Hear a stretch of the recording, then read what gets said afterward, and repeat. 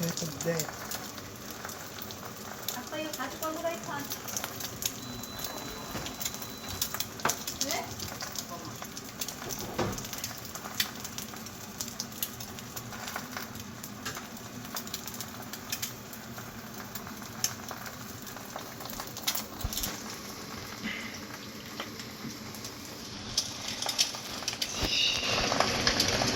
좀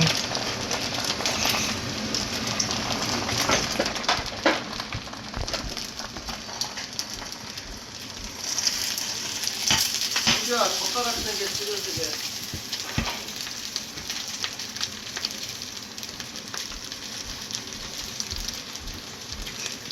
감사합니다. 네, 교수 사시야지 아니면 전지현씨.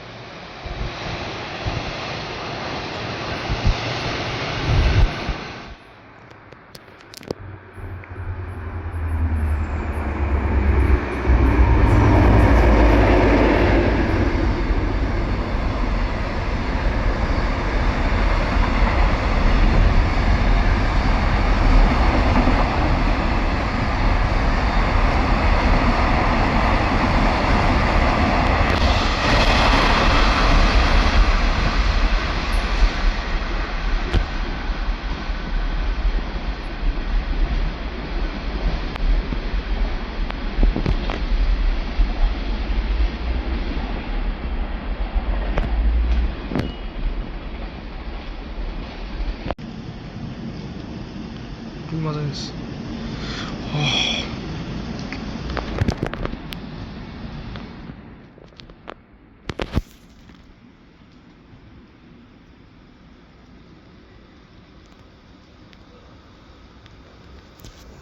(10시 6분에) 용산으로 가는 목마루 1502 열차를 문화도에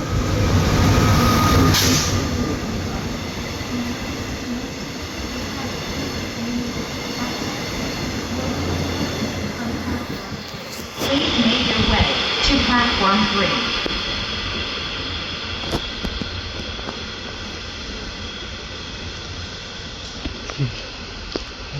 하나, 둘.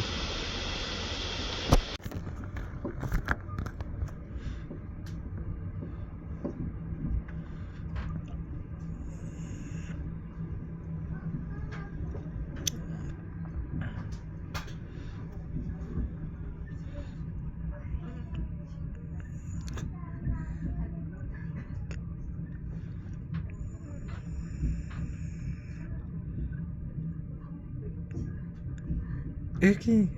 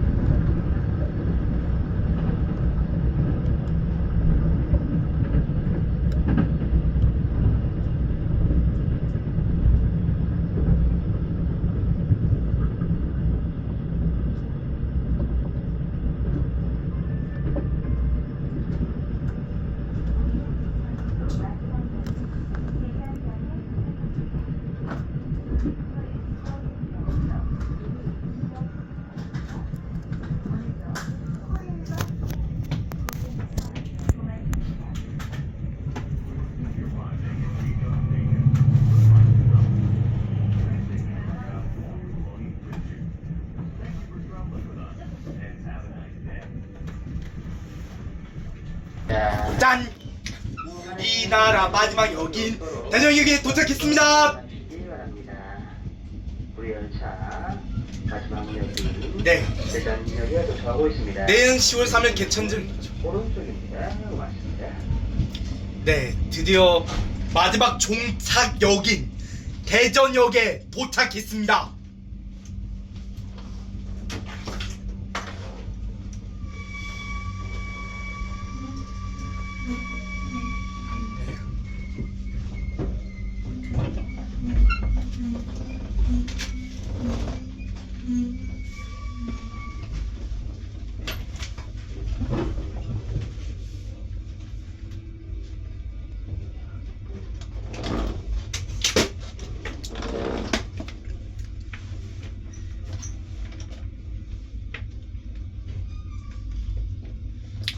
성하죠.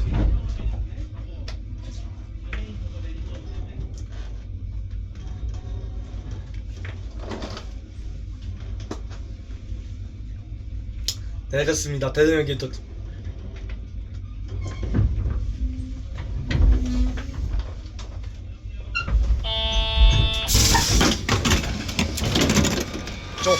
짠! 하고 이다 에스컬레이터를 타겠습니다. 에스컬레이터 갑시다.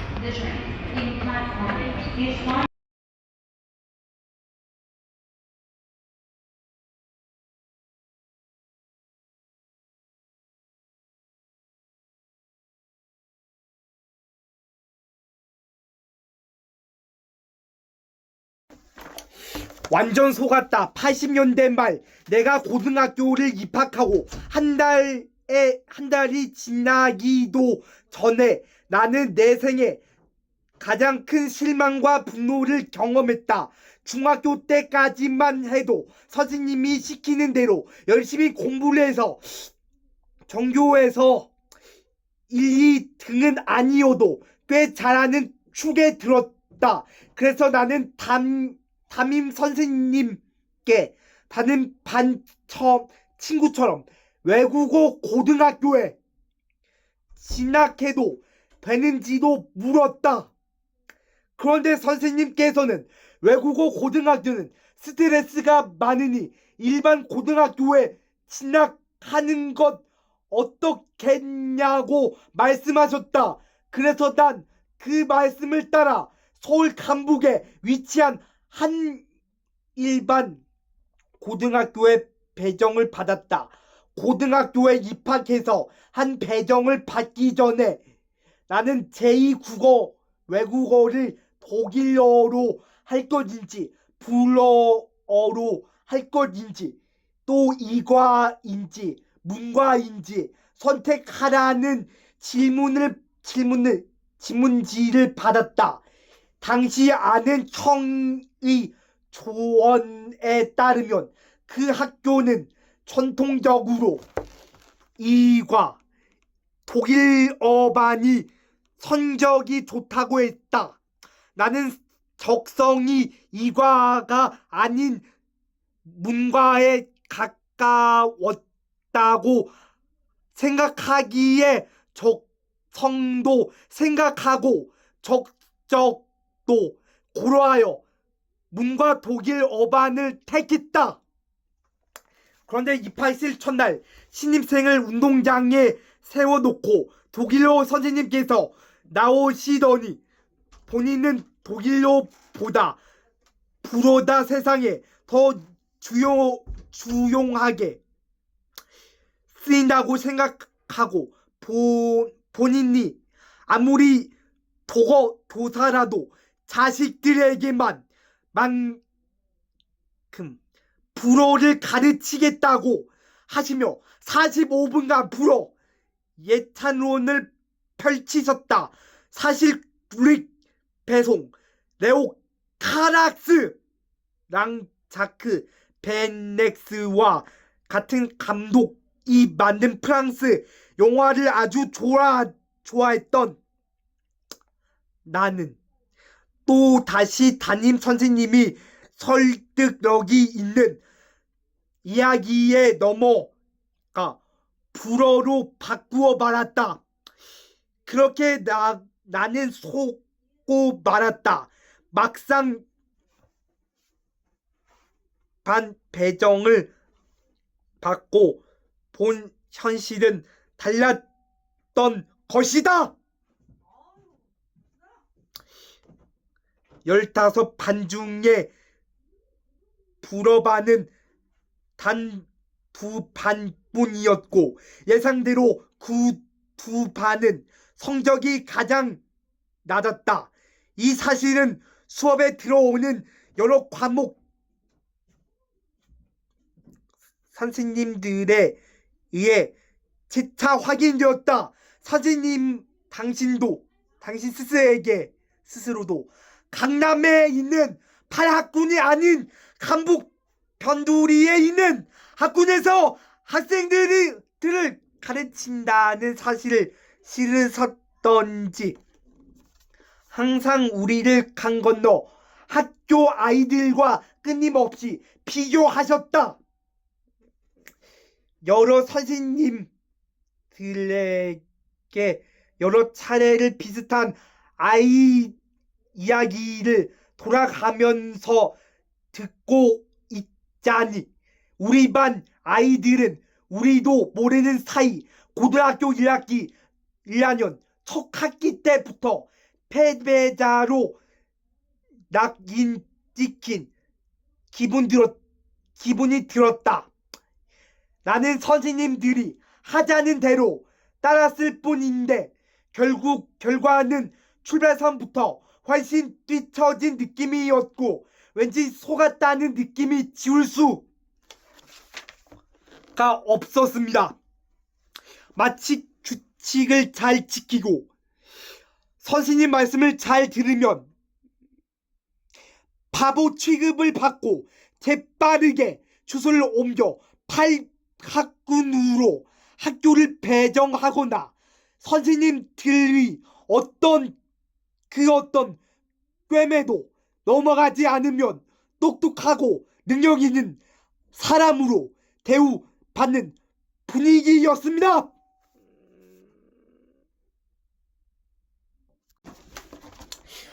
하지만 내 실망은 시작에 불과했다. 고등학교 생활이 계속되자 입시 교육을 가져다주는 실망은 단순히 학교가 좀 좋지 못했다. 아니면 다른 반에 비해 우리 반 성적이 떨어진다라는 점 이상이 겉이었다. 아침 7시 30분까지 등교해서 밤 10시 자율학습까지 마치고 지친 몸으로 독서실로 향하던 내가 지금 암기하고 있는 이 많은 지식이 내 삶에 어떤 의미와 도움을 줄 수 있는지 전혀 납득할 수가 없었다. 내가 어떻게 사고하고 어떤 재능이 있으며 어떤 꿈을 가지고 있는지는 철저히 무시되었고 그저 선생님들이 펴주는 지식을 얼마나 빨리 스펀지처럼 빨아들이는가를 가지고 게임을 하는 것 같았습니다. 한번 초겨울에 난로를 떼자 학교 굴뚝으로 조개탄 타는 연기가 모락모락 피었는데 그 모습을 보고 있자니 내가 학교가 아닌 공장에 있는 것만 같았다. 차가운 콘크리트 교실 바닥, 입시를 포기한 아이들에 대한 선생님이 맺을 굳게 닫힌 교문, 등수로 판단되는 아이들이 같이 음악과 미술은 무시되고 동아리 활동은 시간 낭비였다. 마치 학교 정형화된 기계에서 우리들 똑같이 찍어내려는 듯했고 그 주형에서 조금이라도 벗어나면 그 학생은 당장 불량품 취급을 받는 듯했다.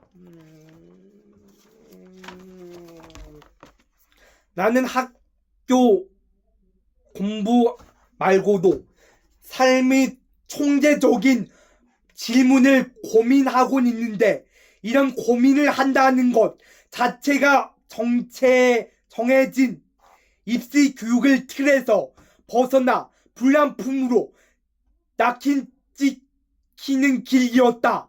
그 후 어느 순간부터 숨막히는 우리나라 교육 환경에서 벗어날 결심을 했고 우여곡절 끝에 우리 미국에 처음 발에 딛었을 땐 감옥과도 같은 공장에서 드디어 탈출했다는 느낌뿐이었다.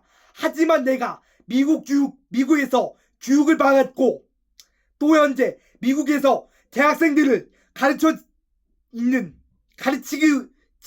있는 교육자의 입장이라고 해서 미국 교육이 더 우수하다거나 우리나라 교육 현실을 비관적으로 보고 싶지는 않다. 주어진 상황이 다르고 역사, 문화, 언어가 다른데 무조건 어떤 방식이 좋다, 나쁘다 말하는 건 이치에 맞지 않다. 단 지금 숨 막히는 현실에서 지금도 분투하고 있는 많은 학생들에게 해주고 싶은 이야기가 몇 가지가 있다.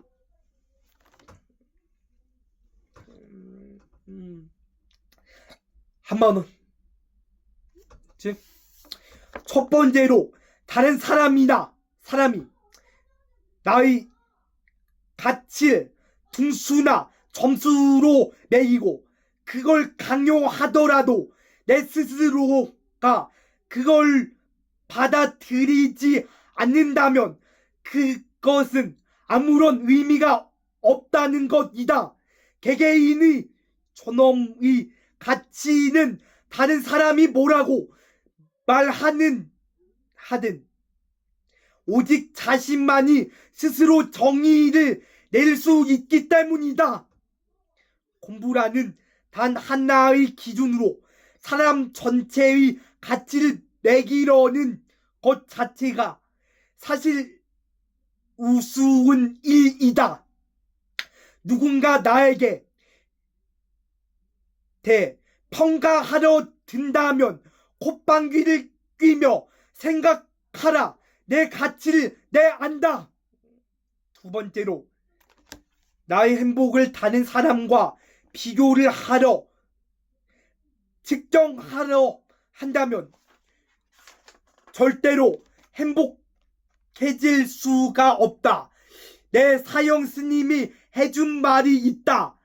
세상은 아래를 바라보면 나보다 못난 사람들로 꽉 찼고 또 위로 바라보면 나보다 잘난 사람들로 꽉 찼다. 세상에는 나보다 훨씬 점수가 높은 사람, 조건이 좋은 사람이 수없이 존재한다. 때문에 그런 사람들만을 마음에 두고 그걸 행복의 가치라고 생각하면서 하면 우리는 죽을 때까지 행복을 찾을 수 없는 것이다. 계속해서 누군가와 비교하면서 나는 불행하다고 느낄 것이기 때문이다. 남을 덜 의식할수록 우리 행복 지수는 높아진다. 세 번째로 내 삶의 방향타를 내 스스로를 잡아 가려는 용기를 필요하다.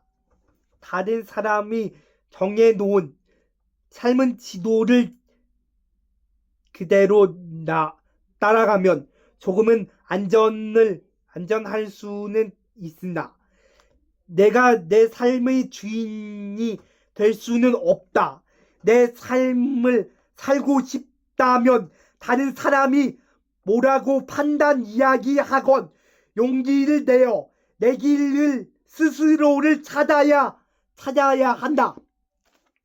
네 번째로, 다른 사람이 생각을 답습하는 것에만 시간을 보내지 말고 그 생각들을 내가 또 어떻게 생각하는지 되묻는 연습을 해야 다른 사람이 생각을 그대로 받아들이는 것은 내가 지식이 쥔이 되지 않는다는 것이고, 그런 지식은 아무런 의미도 없는 쓸모가 없다. 유명한 사람이 하는 말이니까, 나보다 더 많이 배운 사람이 말이니까 이 사람 이런 생각으로 그냥 받아들이지 말고 스스로 의심하고 따져봐라. 마지막으로 진정한 행복을 원하면 남이 가르쳐 주거나 시켜서 어쩔 수 없이 하는 것이 아닌 내 스스로 의미 있고 좋아하는 일을 찾아서 해라. 부모님도 선생님도 그 누구도 내 삶을 대신 살아줄 수는 없다. 내 삶의 대부분 시간을 남의 뜻을 이끌어 살지, 내 뜻으로 이끌고 살지, 그걸 결정하는 것은 오직 나 자신뿐이다.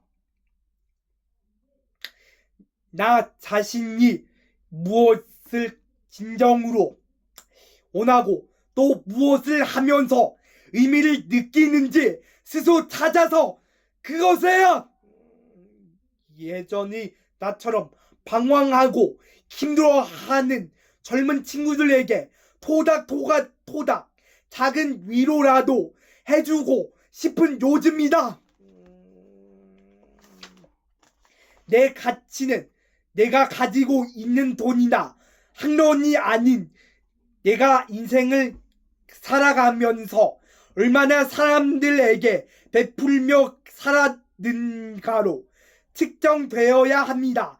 그렇게 자신이 가치를 만들어 가십시오.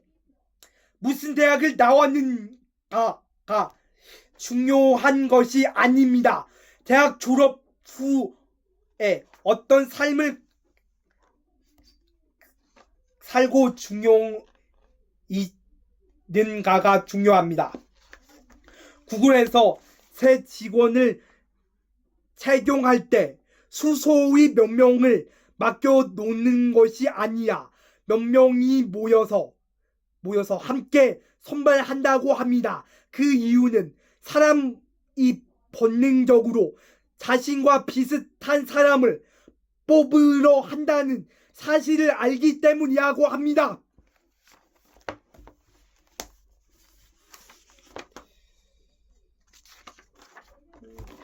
사람을 뽑을 때 딱 하나만 본다. 나는 틀릴 수 있다고 말하는 사람이 좋다. 그러면 다른 상황이 볼 필요도 없다. 그렇게 말하는 사람은 자신감을 갖고 있고 다른 사람과의 합의를 이뤄낼 수 있다. 직장을 구할 때 그 회사 직원들이 장기 근무를 하는지 아니면 자주 바뀌는지 먼저 살펴보세요. 어쩌면 이 점이 사회의 규모나 급여보다 훨씬 더 중요한 것 같아요. 해고를 하지 않았는데도 사람을 자주 바뀌는 것은 분명 이유가 있는 것입니다. 일을 처음 시작하려고 할 때 남들보다는 더 잘 하려고만 하니 겁이 나는 것입니다. 남들보다 절 잘하려고 하지 말고 그냥 열심히 하려고 하십시오. 아주 하지는 못해도 열심히만 한다면 당신의 진정성을 감동해서 당신을 이해하고 또 사람들이 곁에서 당신을 도와줍니다. 내 직장보다 훨씬 더 좋아 보이지. 직장도 그 속을 아주 자세히 들여다보니 내 전혀 상상하지 못하는 나름대로의 큰 고상충이 있습니다.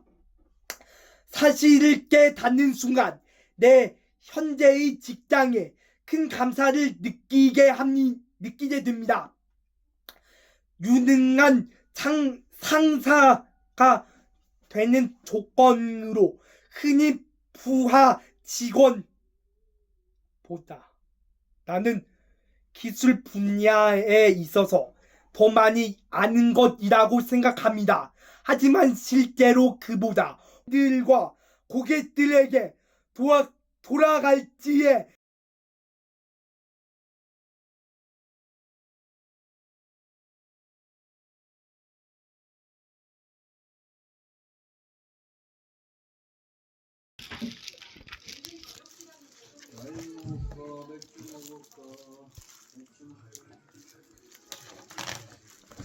여기 고추장 묻었어. 여기 닦아 여기 물티슈로. 여기 물티슈로 닦아 여기. 여기 봐봐. 물티슈로 닦고 자리.